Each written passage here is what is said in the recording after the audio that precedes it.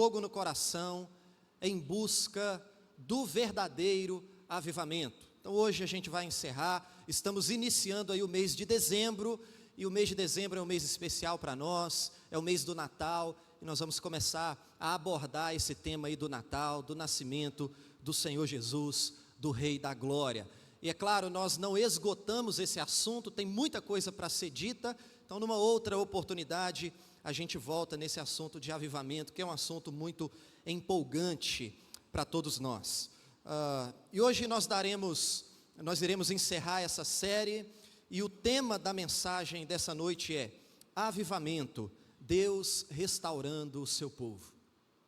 Avivamento, Deus restaurando o seu povo. Quero convidar você a abrir a sua Bíblia no Salmo 126. Permaneça com a sua Bíblia aberta durante toda a exposição da palavra de Deus, aquieta o seu coração. Nós sabemos que agora começa uma batalha espiritual, uma guerra, para que você não ouça, para que você não entenda aquilo que Deus deseja comunicar ao seu coração. Então evite todas as distrações, e por alguns minutos vamos focar aqui na exposição da palavra do Senhor. Salmo 126.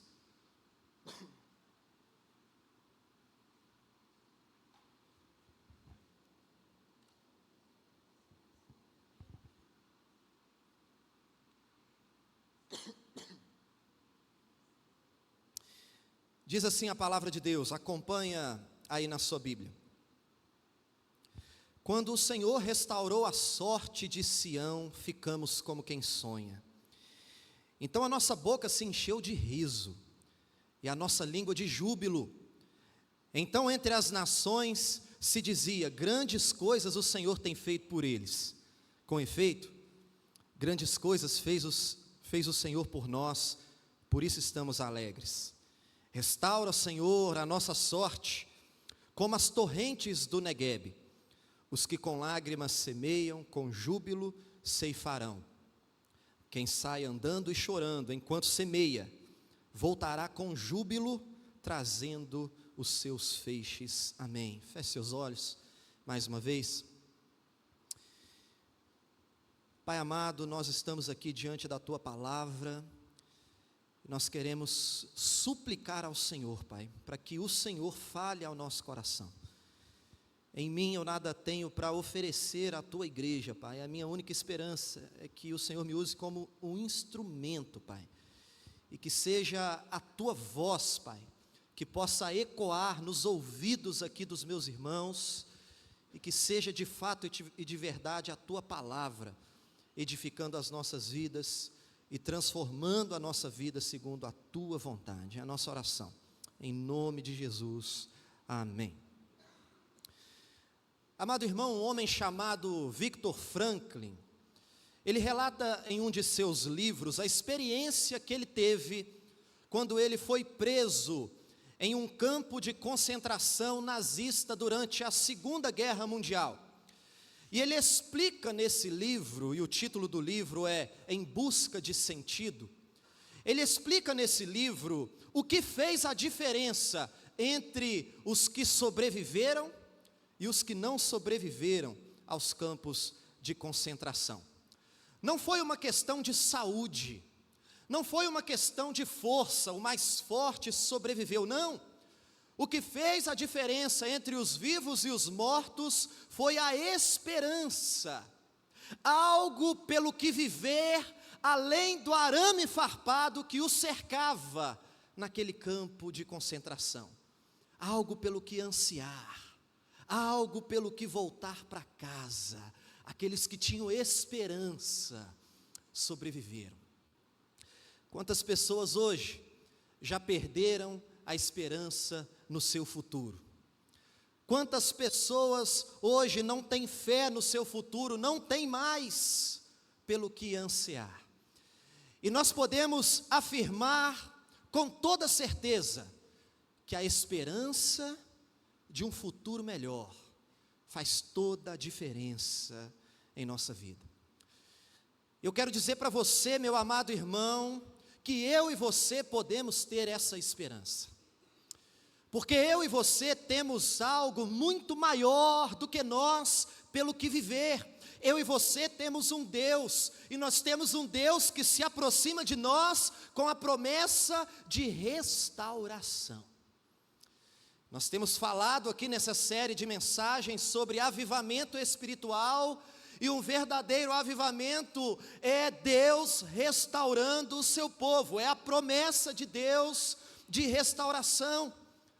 O verdadeiro avivamento, como temos estudado aqui, é quando o povo de Deus se volta para Deus com arrependimento e fé, e Deus então se volta para o seu povo, produzindo restauração espiritual, e a consequência dessa restauração espiritual é também a restauração em todos os outros aspectos da vida. É a restauração de famílias, é a restauração da área financeira, é a restauração da moralidade de uma sociedade. Enfim, irmãos, a restauração que o nosso Deus produz através de um avivamento tem impacto em todas as áreas da vida da igreja e da sociedade. E o Salmo 126 proclama essa verdade. Esse salmo revela o desejo de Deus em nos encorajar com esperança e nos fortalecer para que possamos continuar caminhando com determinação para a glória de Deus, apesar das dificuldades que nós enfrentamos no dia a dia. Mas o nosso Deus nos encoraja com esperança. Continue. Esse salmo afirma que Deus é capaz de restaurar o seu povo. Ele afirma que o nosso Deus é capaz de fazer grandes coisas por nós.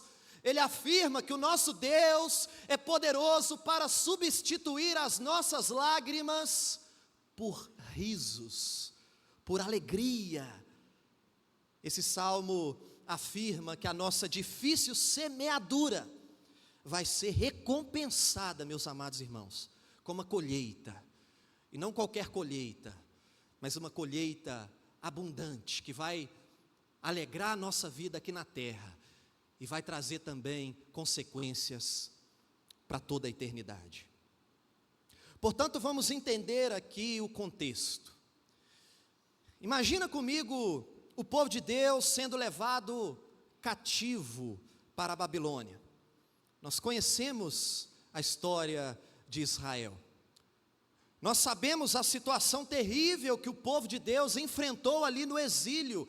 Nós sabemos que foi um período difícil. Muitos judeus morreram, a nação foi assolada, o templo foi destruído, os muros de Jerusalém foram derrubados. Os judeus perderam tudo que tinham e eles foram levados em massa para a Babilônia como escravos. E esse exílio ali durou cerca de 70 anos nessas condições ali no cativeiro. Agora, eu e você sabemos também o motivo pelo qual o povo de Deus foi para o exílio da Babilônia. Nós sabemos que o povo se afastou de Deus. Eles se tornaram inúteis para ganhar o mundo, para refletir o amor de Deus às outras nações. Eles deram um péssimo testemunho às outras nações, a ponto do profeta Oséias comparar Israel da sua geração com um arco defeituoso.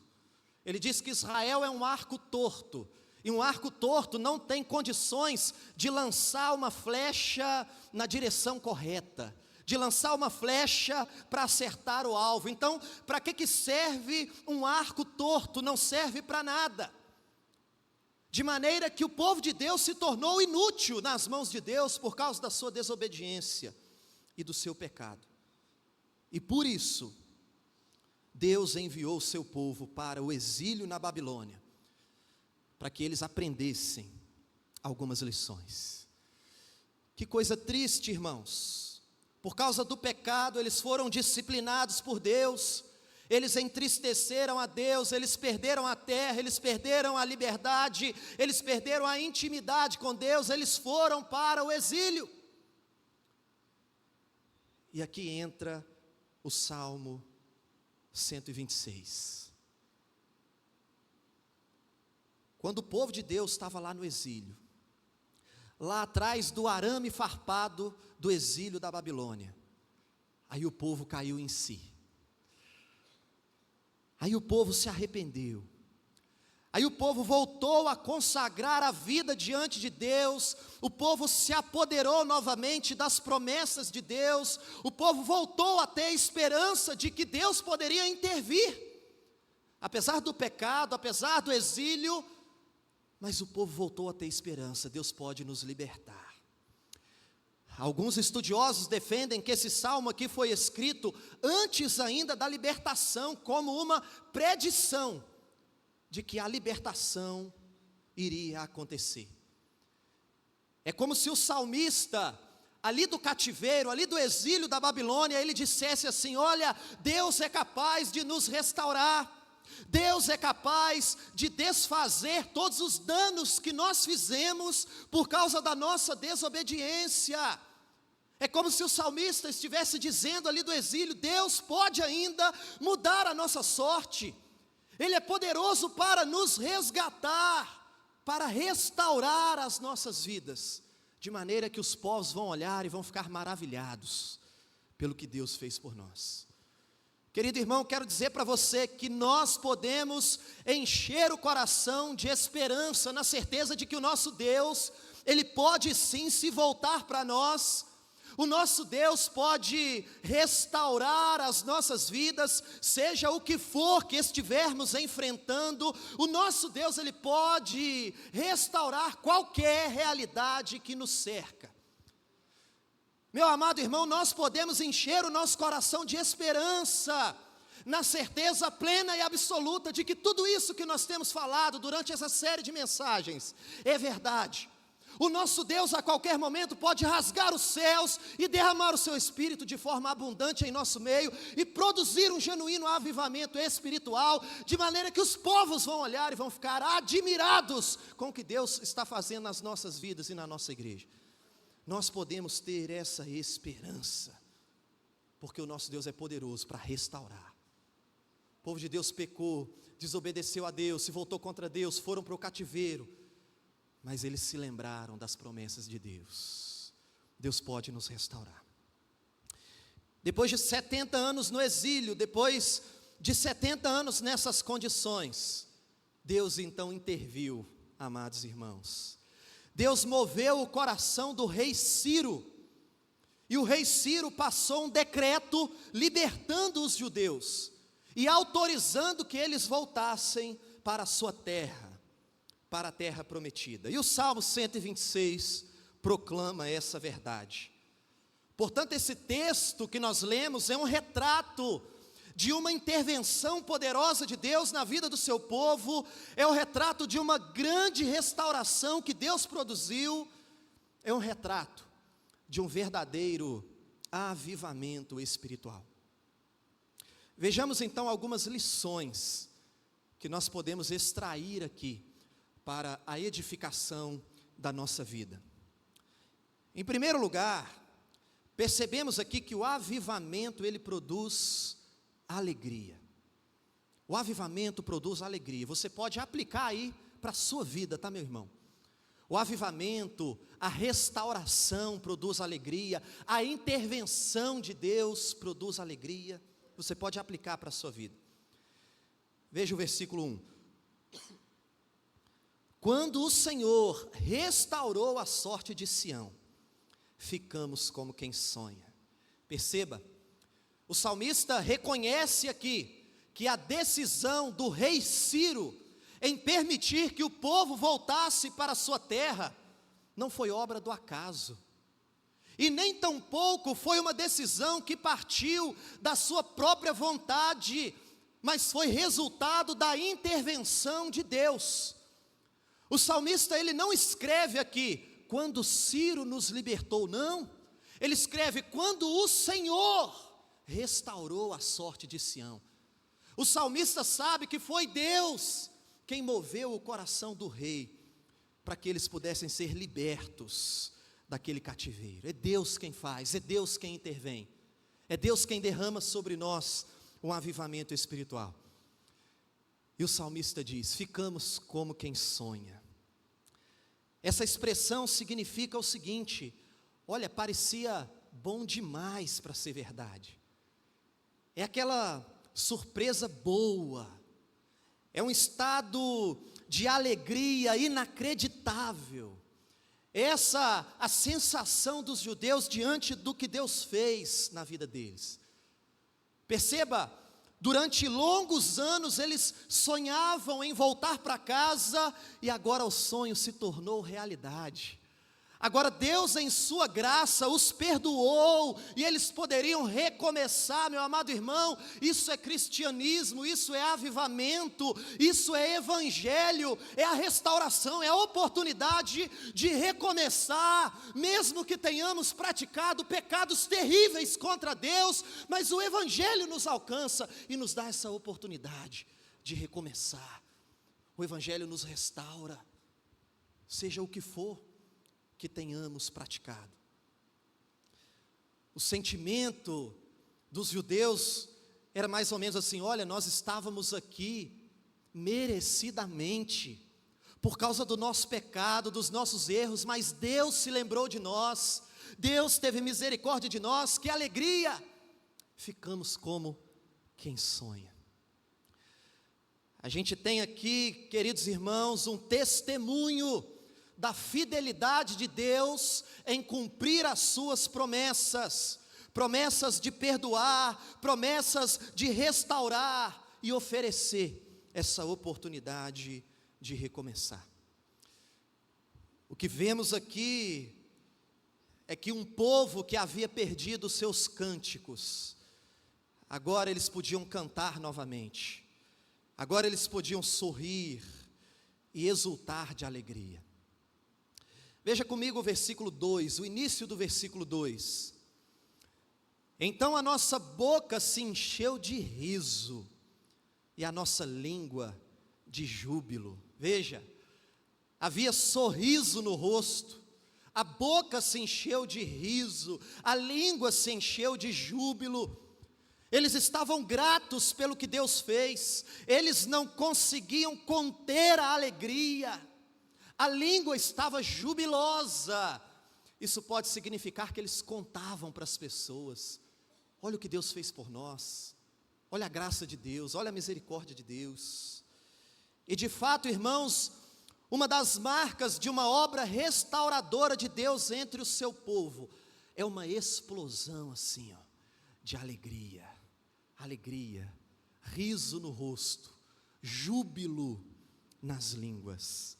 E no verso 3 eles dizem: grandes coisas fez o Senhor por nós, por isso estamos alegres. Portanto, meu amado irmão, o avivamento, a restauração produz em nós alegria plena e verdadeira. Essa é uma lição que nós aprendemos aqui nesse texto. Mas em segundo lugar, a segunda lição que nós aprendemos aqui é que o avivamento ele produz um impacto no mundo. O avivamento produz um impacto no mundo.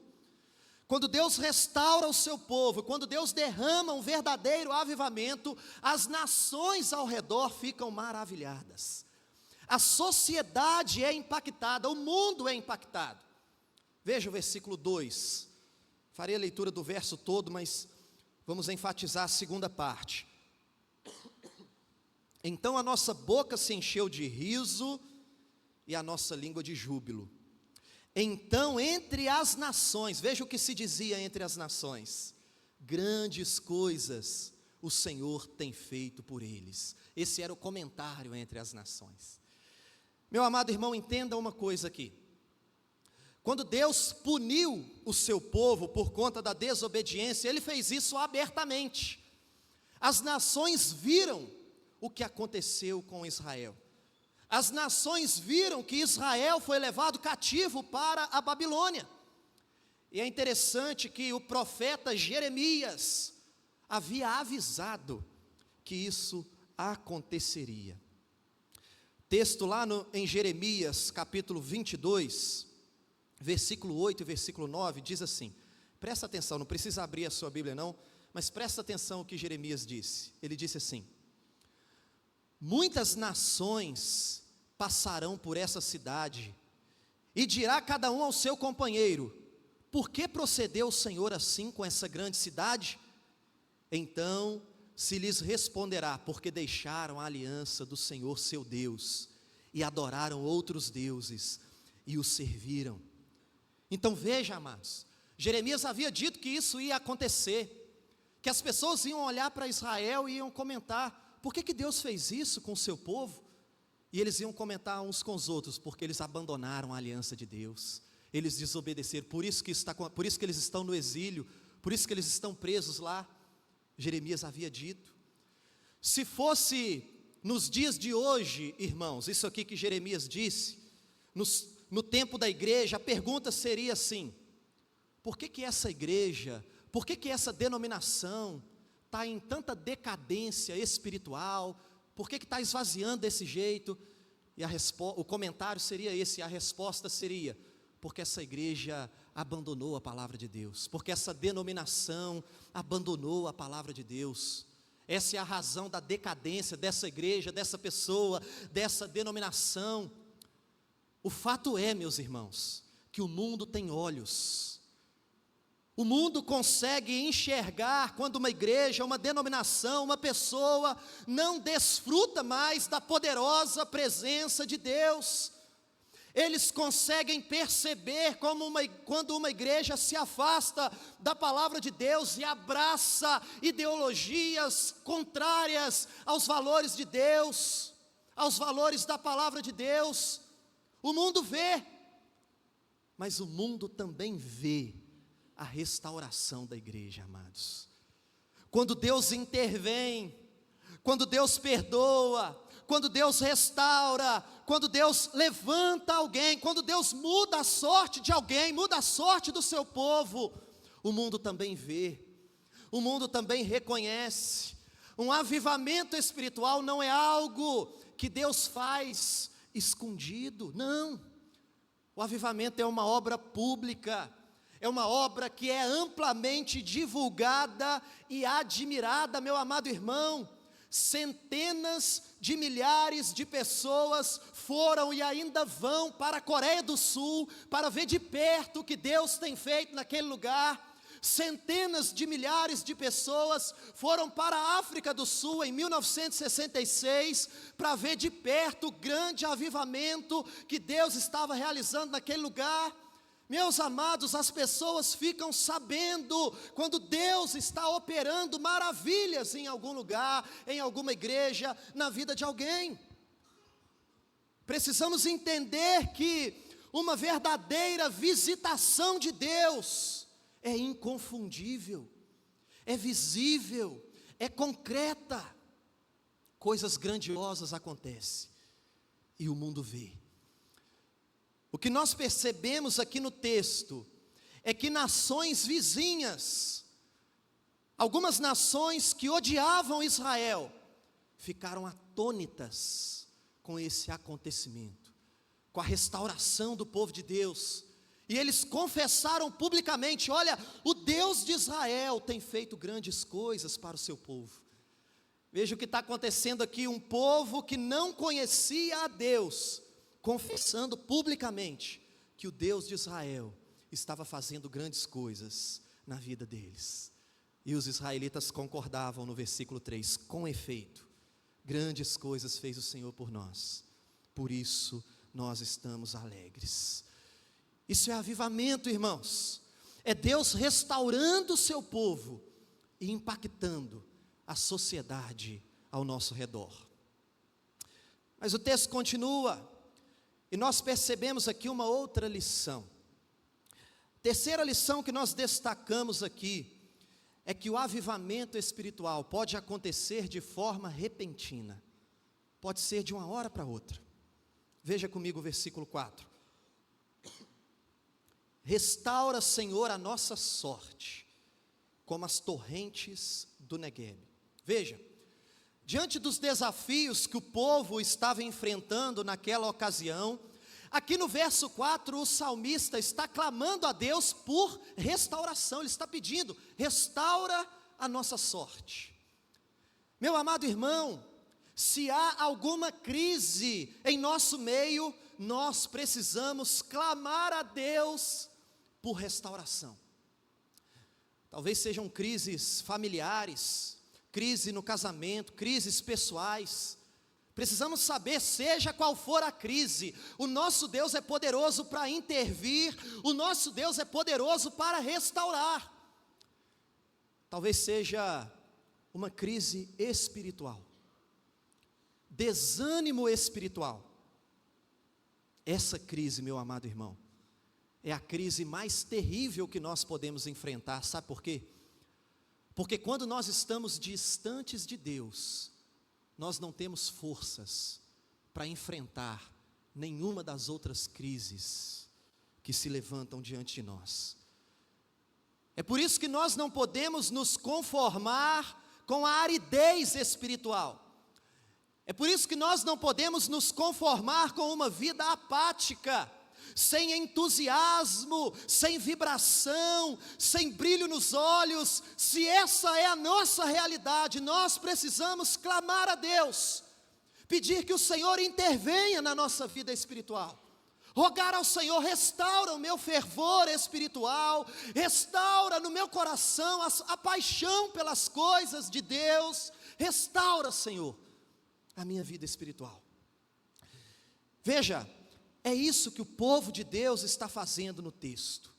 Eles anseiam pelo toque avivador de Deus, mas eles creem que Deus é poderoso para restaurar, para fortalecer, para intervir, para mudar a realidade que eles estão vivendo. É o que o salmista está dizendo: restaura, Senhor, a nossa sorte, como as torrentes do Neguebe. O que isso significa? Meu amado, veja que interessante. A região do Neguebe era uma região de deserto, de seca, não nascia nada, deserto.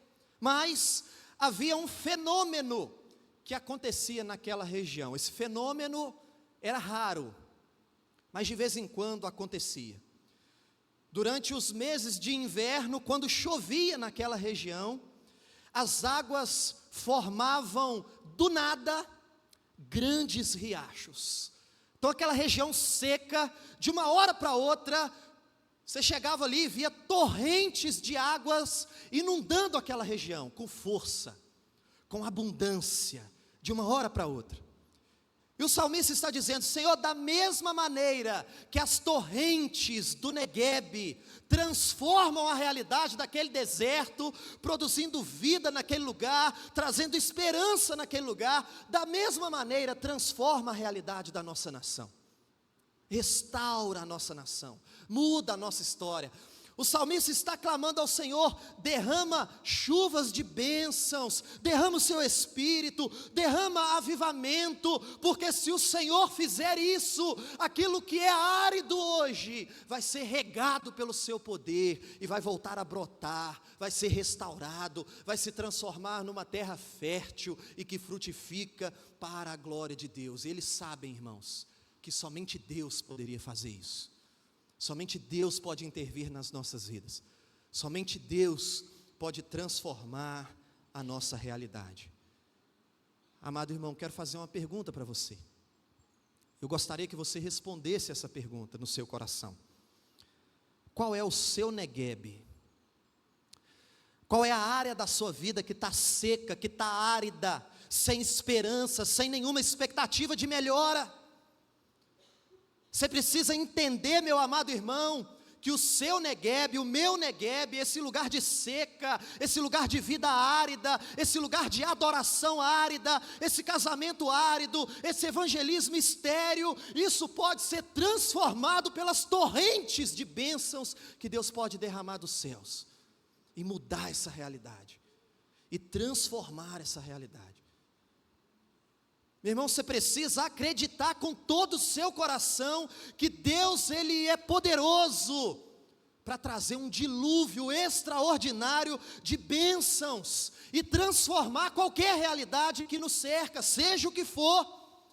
Deus é poderoso para nos visitar de forma repentina e de forma poderosa, restaurando aquilo que hoje na nossa vida parece impossível. Aquilo que a gente olha hoje e a gente não tem mais esperança, Deus pode visitar e transformar essa realidade. Mas o texto continua, meus amados irmãos, e tem mais uma lição que eu gostaria de destacar aqui nessa noite. Em quarto lugar, o avivamento não acontece se não buscarmos a Deus com todo o nosso coração.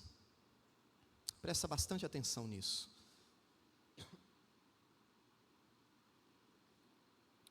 Volte seus olhos aí para o versículo 5 e o versículo 6.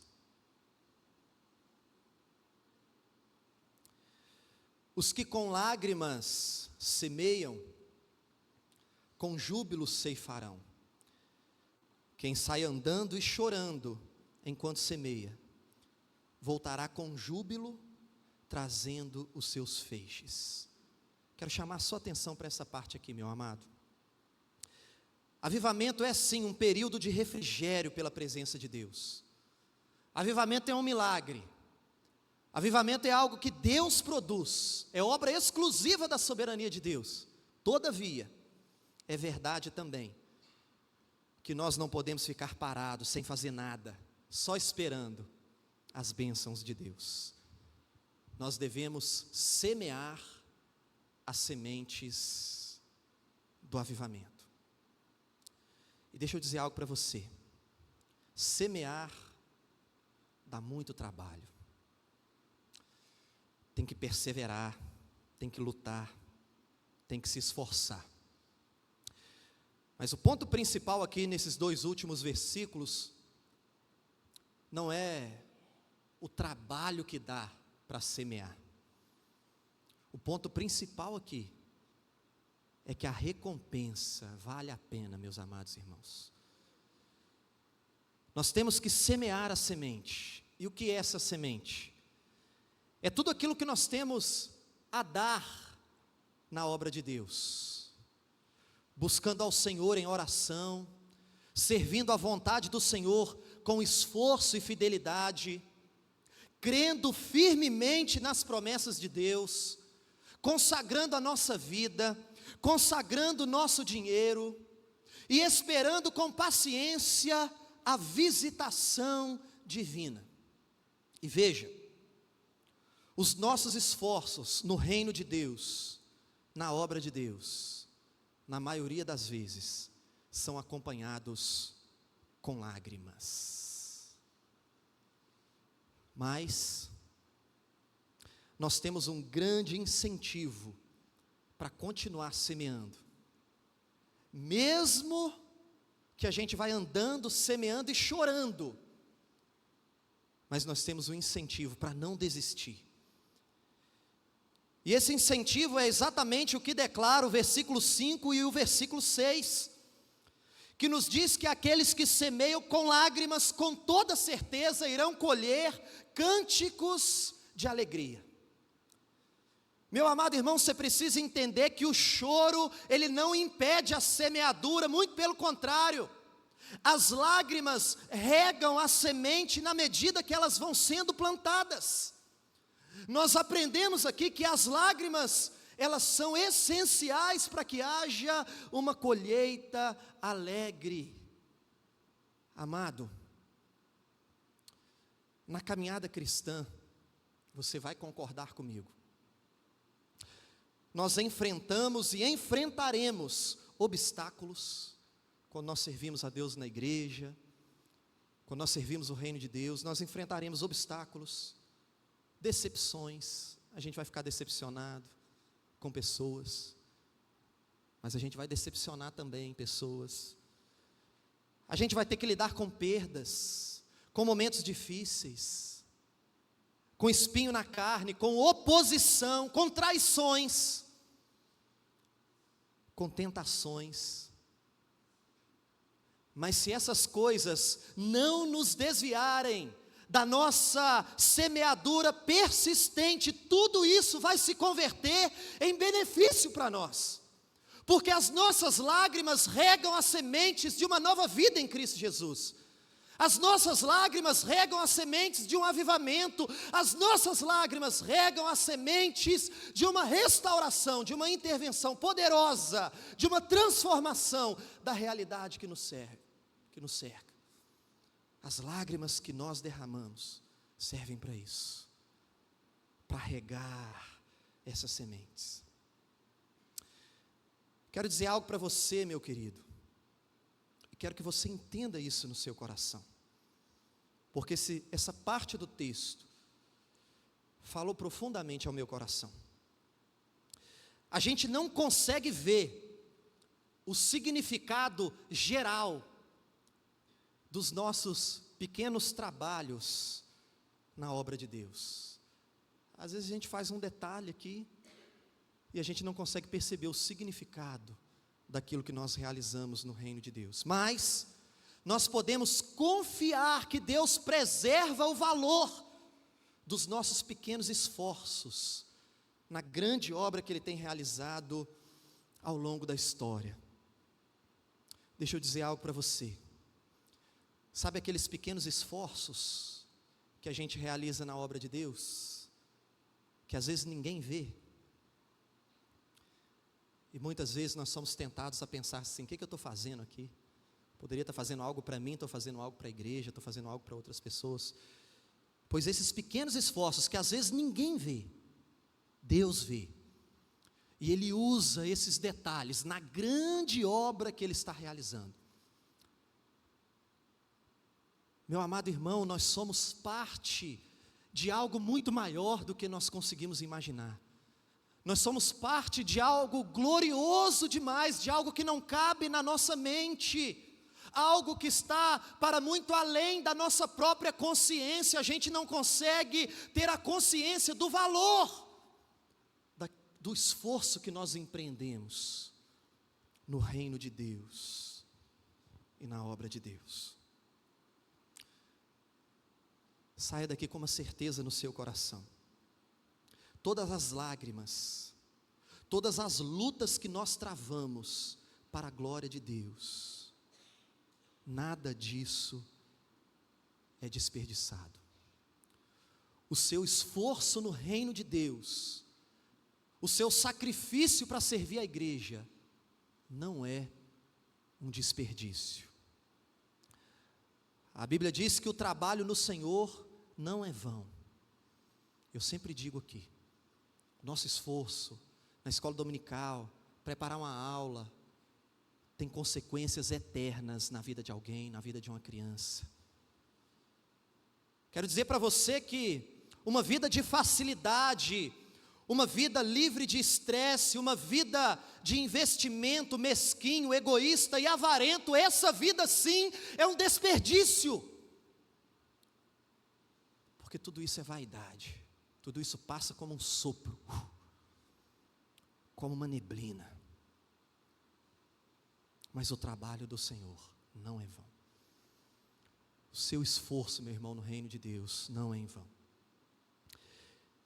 E sim, semear para o Senhor é muito trabalhoso, mas vale a pena. Grave isso, porque é o único esforço que tem uma recompensa certa e infinita. É trabalhoso semear para o Senhor, mas é o único esforço que tem uma recompensa certa e infinita, eterna.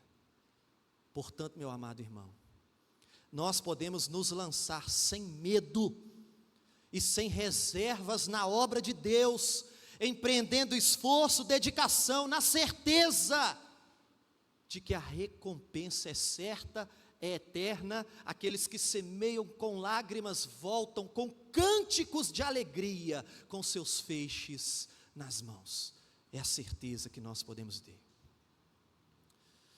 Podemos, portanto, viver com esperança, para além da cerca de arame farpado, do presente momento que nós vivemos, das circunstâncias que nós enfrentamos.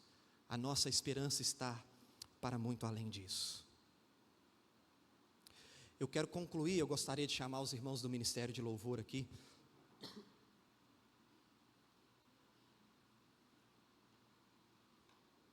Eu quero concluir relatando a experiência do autor de um dos livros sobre avivamento que eu li durante esses dias para pensar nessa série de mensagens.